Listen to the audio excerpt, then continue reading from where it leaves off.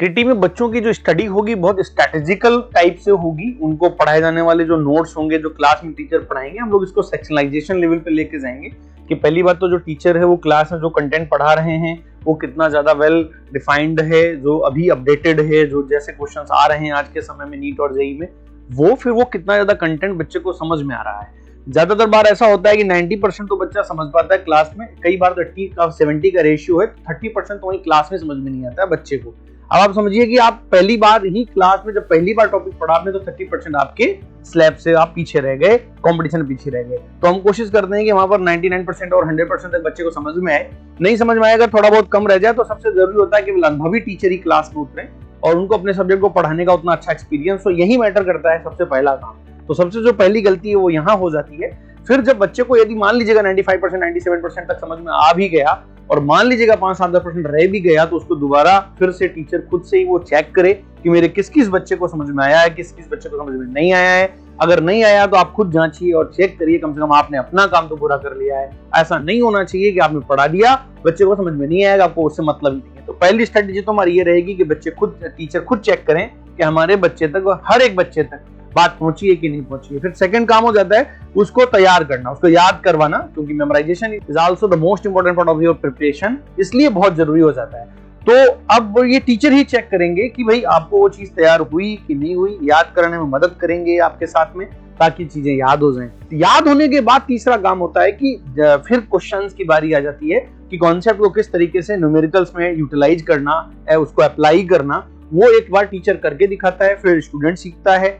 और वहां पर भी होता है कि जो मतलब सिमिलर क्वेश्चंस जो होते हैं वो बच्चे से होने लग जाते हैं। उस चीज को भी बारीकी के साथ में टीचर चेक करेंगे क्या वैसे क्वेश्चंस बच्चे से हो रहे हैं। सिमिलर क्वेश्चंस होने के बाद हम स्टेज पार करते हैं कि थोड़ा सा नए क्वेश्चंस आना शुरू हो जाते हैं क्लास में, और फिर वो टीचर चेक करता है किस बच्चे से हुए, कुछ बच्चे से नहीं हुए। यहाँ तक 60-70% बच्चा इस लायक हो जाता है कि वो कहीं ना कहीं सिलेक्शन की स्थिति में या फिर कम रैंक के साथ ये मान के चले आप, कहीं ना कहीं पॉसिबिलिटी तो बनी जाती है। इसके बाद शुरू होती है रैंक का खेल। तो आप देखिएगा कि बच्चे के हारने के पीछे सबसे बड़ी जो वजह होती है वो क्लास के कंटेंट का समझ में कम आना। गजब बात तो ये है कि कई बार टीचर ही कंटेंट ही 70-80% दे रहा है। तो आप समझ के चलिए कोई एक टॉपिक है, उस टॉपिक में जो चीज पढ़ाई जानी है उसमें अगर 10 पॉइंट पढ़ाए जाने हैं तो टीचर की तरफ से 6 गए, 7 गए। अब उस 7 में से उसके 4 समझ में आए तो बच्चे का नुकसान 6 पॉइंट को लेकर के हो गया। आप इन बातों को जब तक बहुत बारीकी से नहीं समझेंगे कि एक्चुअली में बच्चे के नंबर कमाने की क्या वजह है। एक तो टीचर ने कम दे दिया, फिर उसके पढ़ाने का तौर तरीका ऐसा था कि उसके साथ उसने बताया, उसमें से 5 समझ में आए। अब आप सोच के देखिए बच्चे पे क्या गुजरती हुई, बच्चे की गलती कहाँ है। गार्जियन इन पॉइंट्स को नहीं समझता है, ना ही जानता है, ना इन बातों को कभी महसूस कर पाता है कि एक्चुअल में बच्चा स्ट्रगल कर क्यों रहा है। तो हम लोग इस स्ट्रेटेजी से गुजरेंगे कि फिर हम बच्चे का जो लेवल है वो पार करेंगे कि भाई उसको सेकंड लेवल के क्वेश्चंस आने शुरू हो जाएं।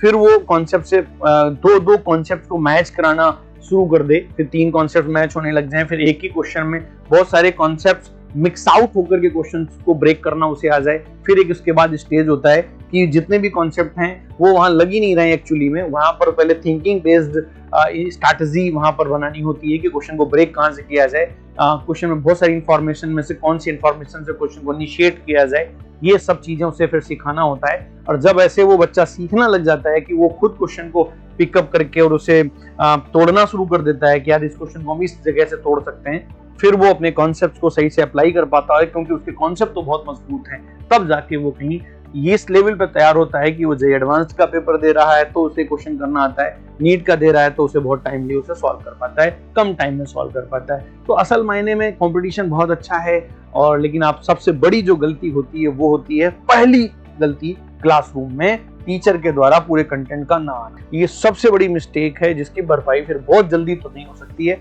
कई बार बच्चों को 11th में पढ़ने के बाद वो 11th में छूट गया, फिर वो 12th में इसलिए छूट जाता है कि बच्चे 12th में बोर्ड की प्रिपरेशन में लग जाते हैं और भी तमाम तरीके के प्रेशर में आ जाते हैं। फिर वो टारगेट की तैयारी करते हैं। कई बच्चे तो मतलब हिंदुस्तान में बहुत सारी ऐसी जगह हैं जहाँ पर 2-2, 5-5, 7-7 साल से तैयारी कर रहे होते हैं, खासतौर से नीट की। जेईई में तो खैर इतना टाइम दिया नहीं जाता है, लेकिन आप सोच के देखिए बच्चे पे क्या गुजरती है। 10th के बाद जब बच्चा 11th पहुंचता है, पहली क्लास पढ़ता है, पहला टॉपिक पढ़ता है, पहला कॉन्सेप्ट उसमें भी आधा अधूरा पढ़ता है, और यहीं से उसकी कैरियर में परेशानियां आ जाती। तो बहुत जरूरी हो जाता है कि ऐसे टीचर का आना, आपको पढ़ाया जाना, तो ये चैलेंज कर सके कि जिस टॉपिक को मैंने पढ़ा दिया, अब इस टॉपिक में कोई भी सिंगल लाइन और कोई दूसरा टीचर नहीं जोड़ सकता।